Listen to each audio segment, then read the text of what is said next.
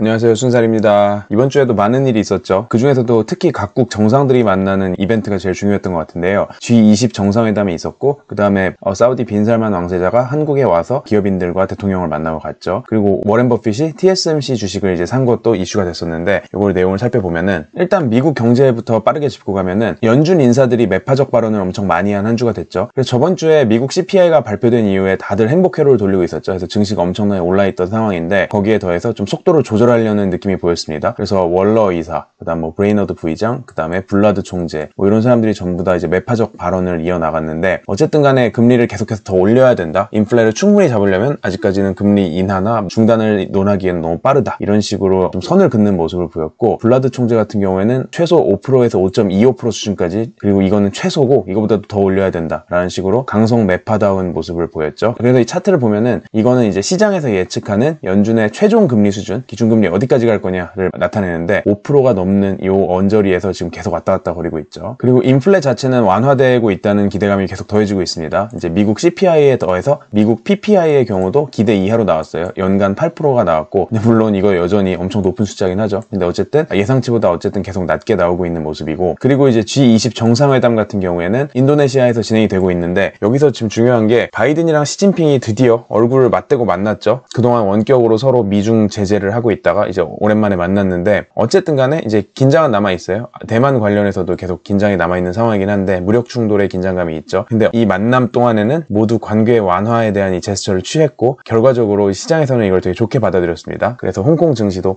덕분에 오르는 모습을 보였고요. 한편 미중 관계가 이제 차가워지는데 불을 붙였던 이 트럼프 같은 경우에는 2024년에 미 대선 출마하겠다고 공식 선언을 했죠. 그래서 트럼프가 다음 대선 다시 나올 수도 있다라는 거는 다들 공공연하게 받아들이고 있던 사실인데, 어쨌든 공식 선언을 했고, 근데 이제 문제는 이번에 중간 선거를 했잖아요, 미국이. 그래서 미국 상하원 의원을 이제 뽑는 중간 선거를 했는데, 시장의 예상은 공화당이 압승한다는 거였어요. 민주당이 아무래도 정권을 잡은 이후에 경제가 계속 안 좋은 상황이 이어지다 보니까, 그게 민주당 잘못만은 아니지만 어쨌든 간에 야당이 좀 힘을 좀 세게 가져가는 거 아니냐라는 기대가 있었는데 실패했죠. 하원은 가져가긴 했지만 선거 결과가 어쨌든 공화당의 압승이 아니라 민주당이 선방한 결과가 되다 보니까 거기에 대해서 이 트럼프 책임론이 나오고 있는 상황입니다. 어쨌든 이제 대선 출마한다는 게 트럼프 혼자 무조건 나올 수 있는 것도 아니고, 공화당 내에서 이제 강력한 경쟁자가 또 한 명 있죠. 드산티스라는 이 경쟁자를 이겨야 하는 상황이고, 중간 선거 전까지는 트럼프가 공화당의 후보가 될 가능성 자체가 되게 높았다면은 지금은 그 가능성도 약간 내려간 상황이고요. 그리고 연임에 실패한 이후에 이제 한 번 걸러뛰고 이제 그 다음 대선으로 돌아와서 대통령 2회차에 성공한 경우가 미국 역사상 딱 한 번 있다고 합니다. 그것도 이제 1800년대 후반 얘기니까 한 130년, 140년 전 얘기이기 때문에 트럼프가 이번에 도전해서 만약에 된다면은 되게 새로운 역사를 쓰게 될 것 같고요.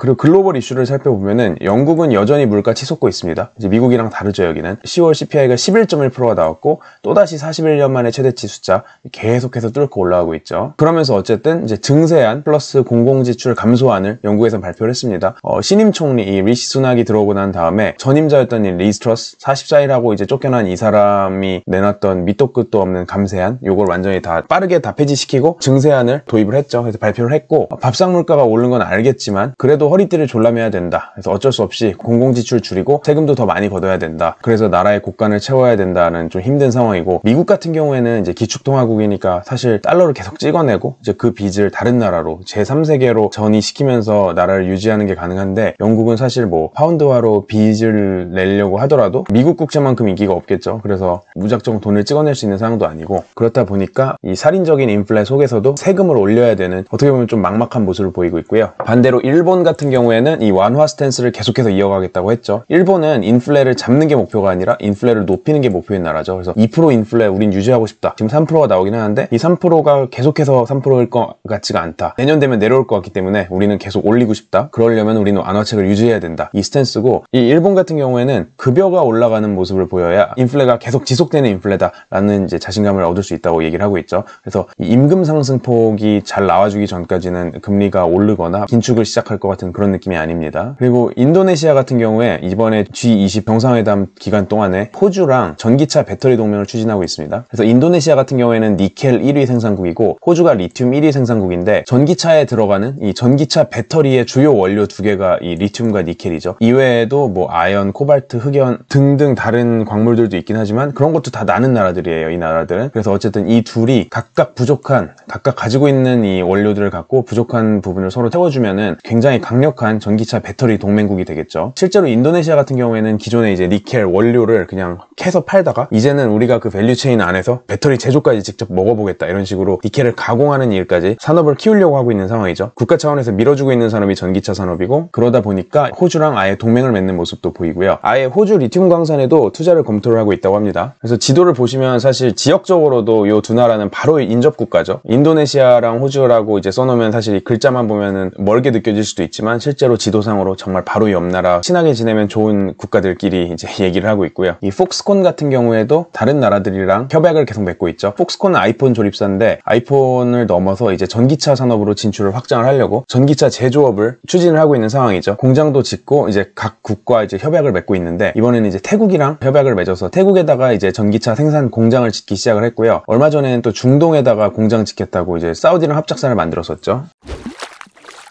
그리고 산업별로 이제 주요 산업 두 가지, 반도체와 소매 유통 산업을 빠르게 짚고 가자면은, 이제 반도체 같은 경우에는 이제 워렌 버핏이 TSMC에 신규 투자를 했다는 소식에 반도체 업종 전반이 끌어올려졌었죠. 사실 이 반도체 업황에 대해서는 전망이 되게 갈리고 있습니다. 이제 그 안에서도 사실 메모리랑 비메모리를 나눠서 각각에 대한 전망이 다른데, 이 TSMC 같은 경우에는 비메모리 반도체를 외주 생산해 주는 곳이죠. 그리고 비메모리 반도체의 대표 기업이 엔비디아인데, 엔비디아 실적이 작년보다 많이 줄었고, 그 다음에 수익성도 많이 내려갔어요. 그래서 걱정이 더해지고 있는 반면 그 안에서도 데이터 센터 관련된 칩 실적이 좋다는 게 그나마 믿을 구석이죠. 그래서 이런 식으로 시장 전망이 별로 안 좋다 보니까, 그리고 미중 무역 전쟁 때문에 대만 회사인 이 TSMC가 어쨌든 영향을 받을 수도 있다, 이런 걱정 때문에 시장에서 TSMC에 대한 기대감이 계속 내려가고 있었는데 워렌 버핏은 이거를 아예 줍줍 기회로 본 것 같아요. 그래서 TSMC의 지분을 취득을 많이 했고, 이제 애플 같은 경우에는 이제 TSMC 최대 고객사인데 반도체 소싱을 아시아에서 미국으로 옮기기 시작하겠다고 이 리쇼어링 계획을 발표를 했죠. 그래서 2024년 이제 내후년부터는 애리조나에 있는 공장에서 반도체 공급을 받는다, 이런 식으로 발표를 했는데, 이거 역시도 이제 TSMC 공장이긴 합니다. 사실 이제 TSMC 같은 경우에는 물론 미중 무역 전쟁에 영향을 받지만 어쨌든 이 미국의 리쇼어링 플랜에 좀 미리 대비를 해서 공장을 지어놓고 있는 모습을 보이고 있고요. 이제 소매 유통업 같은 경우에는 주요 업체들이 실적을 발표를 했는데 대부분 좋았어요. 미국 소매 판매 전반 이 경제 지표 자체도 좋았고, 월마트와 홈디포 주요 할인점들의 실적이 기대 이상이었죠. 근데 타겟의 실적이 안 좋게 나오면서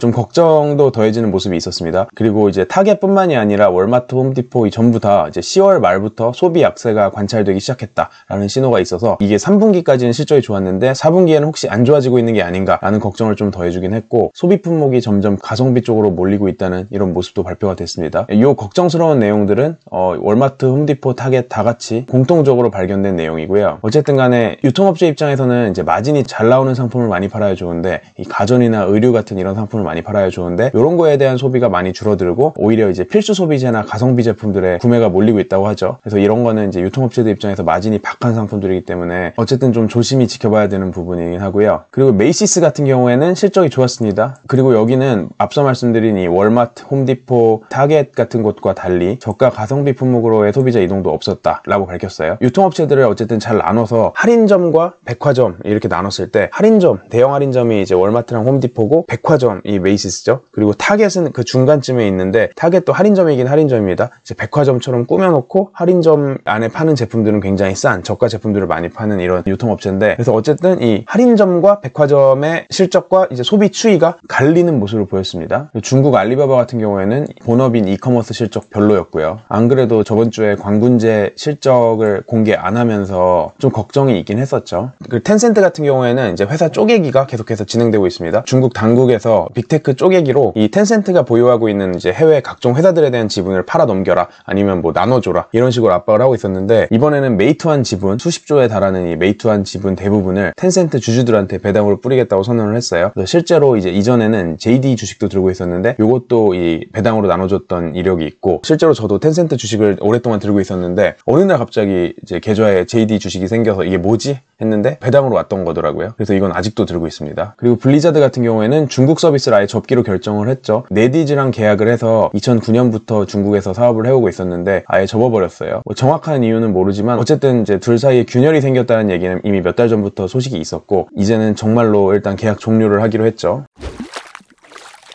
그 외에 주요 기업들 소식을 살펴보면은 에스티로더가 톰 포드를 인수를 했습니다. 근데 뭐 갑자기 생뚱맞게 산 건 아니고, 애초부터 이제 톰 포드라는 회사가 이제 제품과 브랜드를 만들어 놓고 실제 비즈니스 오퍼레이션은 각종 명품 그룹에다가 라이센스를 줬었어요. 그래서 에스티로더에서 해주는 것도 있고 제냐에서 해주는 것도 있고, 사업부별로 어쨌든 실제 이제 라이센싱에서 운영을 해가는 회사들이 달랐는데, 이제 그 중에 하나였죠. 에스티로더도 어쨌든 톰 포드의 파트너사였는데 아예 회사를 인수를 하기로 결정을 했습니다. 일론 머스크 같은 경우에는 테슬라 관련 소송을 지금 진행을 하고 있는데요. 사실 저는 이 소송이 좀 웃긴 것 같은데, 어쨌든 테슬라에서 급여를 너무 많이 받아간다라는 주주들의 주장이 있습니다. 일론 머스크가 월급을 받아가는 건 아니고 어쨌든 스톡 옵션을 받아가는데, 이 스톡 옵션이 지금까지 얘기된 스톡 옵션을 전부 다 합치게 되면은 55 빌리언에 달하는 스톡 옵션이라서, 물론 지금 이걸 다 받은 건 아니고 이게 뭐 성과에 연동돼 있어요. 뭐 시가총액이 얼마 이상으로 올라가야 하는 이 단계별로 정해놓은 마일스톤이 있고, 거기다 뭐 매출, 영업이익 같은 이런 운영 수치들, 이런 것도 다 마일스톤으로 세팅해 놓고 그걸 달성하면은 이만큼 스톡 옵션을 받아간다라는 식으로 단계적으로 패키지를 만들어 놨는데, 사실 이 패키지를 하나씩 뜯어보면은 지금 와서는 당연히 테슬라가 엄청 거대한 회사가 됐으니까 뭐 일론 머스크가 돈을 너무 많이 받아가는 거 아니냐 이렇게 생각할 수가 있지만, 이 패키지가 얘기됐던 뭐 2018년 당시 테슬라 주가를 생각을 해보면은 사실 되게 말도 안 되는 이제 문샷 프로젝트거든요. 그래서 진짜 미친 듯이 회사가 크지 않는 이상 일론 머스크가 오히려 돈을 못 받아갈 수도 있는 이런 구조였는데, 그걸 다 해냈습니다. 일론 머스크가 이제 거의 다 해냈고, 근데 그렇게 되니까 막상 이제 주주들이 아니다, 너 너무 돈 많이 받아가는 것 같다 라고 반발을 하고 있다 그러죠. 그래서 사실 저는 이거는 좀 편파적일 수는 있지만, 미친 성과를 내야만 받을 수 있는 이제 미친 급여 패키지를 정해놓고 그거를 이제 달성하도록 인센티브를 준 상황인데, 그걸 막상 달성해서 가져가려고 하니까 이제 주주들이 반대한다는 거는 저는 좀 너무 앞뒤가 안 맞지 않나라는 솔직히 개인적인 생각을 하고 있고요. 어쨌든 이 소송을 진행을 하고 있습니다. 그리고 구글 같은 경우에는 행동주의 투자자의 공격을 받고 있죠. TCI라는 영국계 헤지펀드가 공격을 하고 있는데, 인건비 줄여라, 그리고 돈 안 되는 신사업들 다 그만둬라, 자율주행 같은 거 멈춰라 하는 식으로 경영진한테 편지를 보냈죠. 그러면서 말한 게, 너네 직원들 인건비가 옆 회사 마이크로소프트 인건비보다 평균적으로 67%나 높다 라는 식으로, 너네 너무 돈 낭비하고 있다 이런 식으로 공격을 하고 있죠. 그리고 아마존 같은 경우에는 10,000명까지 해고 검토를 하고 있다고 하고요. 지난주에 얘기 나왔던 대로 이 알렉사 같은 각종 디바이스, 이것도 뭐 당장에 엄청난 돈은 안 되지만 투자금은 엄청나게 많이 들어가는, 그래서 손실을 엄청 많이 내고 있는 이런 적자 부서들 위주죠. 그래서 전 직원의 한 3% 규모를 자르려고 하고 있고요. 엘리자베스 홈즈, 사실 이 FTX 사태가 아니었다면은 이게 이번 주에 가장 큰 이제 소송건이었을 것 같은데, 테라노스를 창업해서 엄청나게 사기를 치고 다닌 이 사기꾼 엘리자베스 홈즈가 11년형을 선고받았죠. 그래서 이게 과연 이제 샘 뱅크만 프리드한테 어떻게 적용될 것인가 이제 사람들이 굉장히 궁금해하고 있는데, 이 친구는 요새도 트위터에 계속해서 이상한 글을 쓰고 있습니다. 그러다 보니까 이제 변호인단이 그냥 관둬버렸어요. 트위터에서 자꾸 막 찌끄리고 있으니까 본인들이 쉴드를 칠 수가 없다, 뭐 전략도 못 세우겠고 사고 치는 거 수습 어떻게 해야 될지도 모르겠고, 그래서 변호인단이 아예 그만둬버렸고, FTX 회사가 어쨌든 이 샘 뱅크만 프리드 물러나고 그 다음에 기존 경영진들이 떠나거나 도망갔죠. 대부분이 사실 무서워서 튀었는데, 새로운 CEO가 이제 꽂혀 들어와서 회사를 아예 정리를 하고 있죠. 회생을 시킬 수 있을지 모르겠으나 어쨌든 구조조정을 하고 있는데, 그러면서 회사를 까보니까 과거 엔론보다도 훨씬 더 노답이다, 신뢰할 수 있는 뭐 재무제표라던가 뭐 내부 서류 자체가 없다, 여기는 정말 완전 개판이다, 이제 총체적 난국이다 라는 식으로 황당하다는 반응을 보이는데, 사실 이 신임 CEO 자체가 엔론 사건 때도 담당을 했던 사람입니다. 그래서 본인이 굉장히 잘 아는 회사고, 그리고 분식회계 정말 역사에 남는 회계 사기를 저지른 회사인데, 그거보다도 훨씬 더 노답이라는, 이 인류 역사상 가장 큰 노답인 사기건이 아닐까라고 이제 생각을 하고 있고요. 그리고 이번 주에 재밌었던 상장권으로는 그라인더라는 이 LGBT 소사이어티를 위한 데이팅 앱, 이 회사가 스펙 상장을 했죠. 그래서 첫날 주가가 3배가 올랐는데, 사실 데이팅 앱들이 올해 이제 주가들이 다 별로 안 좋았어요. 왜냐면 테크주들이 어쨌든 다 때려맞고 있기도 하고, 거기에 더해서 뭐 실적도 기대만큼은 이제 안 나오고 있고, 근데 그라인더 같은 경우는 좀 특이한 게 시장은 좀 작아요. 아무래도 이제 LGBT만 커버를 하다 보니까 일반 데이팅 앱보다 시장은 작은데, 그 사람들의 충성도가 엄청나다 보니까 마케팅비가 안 드는 회사입니다. 좀 재밌는 게, 마케팅에 매출의 1%도 안 쓰고 있다는, 이 광고비를 엄청 안 쓰고 있는데도 불구하고 고객들이 알아서 찾아와서 이용해주는 그런 서비스죠. 사실 이 LGBT 쪽 소사이어티가 어쨌든 계속 크기는 할 게, 동성결혼에 대한 이 보호법이 미국에서 아예 제정이 되는 움직임을 보이고 있죠. 7월 달에 하원을 아예 통과를 했고, 이제 상원 통과를 기다리고 있는 상황입니다. 그리고 한국에는 이제 사우디의 빈 살만 왕세자가 방한을 해서 각종 파리 피플들을 만나고 갔죠. 그래서 삼성, SK, 현대차, 뭐 한화 이런 기업들을 만나고 갔는데 여기다가 어쨌든 네옴시티 관련해서 수주권들, 이제 대형 수주권들을 다 던져주고 이제 사라졌습니다. 그래서 앞으로 어떻게 이걸 잘 주워 먹을까 이제 한국 기업들을 잘 지켜보시면 될 것 같고요. 다음 주는 미국 땡스기빙이 있죠. 미국이 이제 목요일날 휴장 그리고 금요일날 조기 휴장을 할 거고 한국 같은 경우는 목요일에 기준금리가 결정이 됩니다. 그래서 이 이벤트들이 아마 메인 이벤트가 될 것 같아서 잘 지켜보시길 바랍니다. 그럼 저희는 다음 주에 또 다른 재밌는 순서로 돌아오겠습니다. 안녕.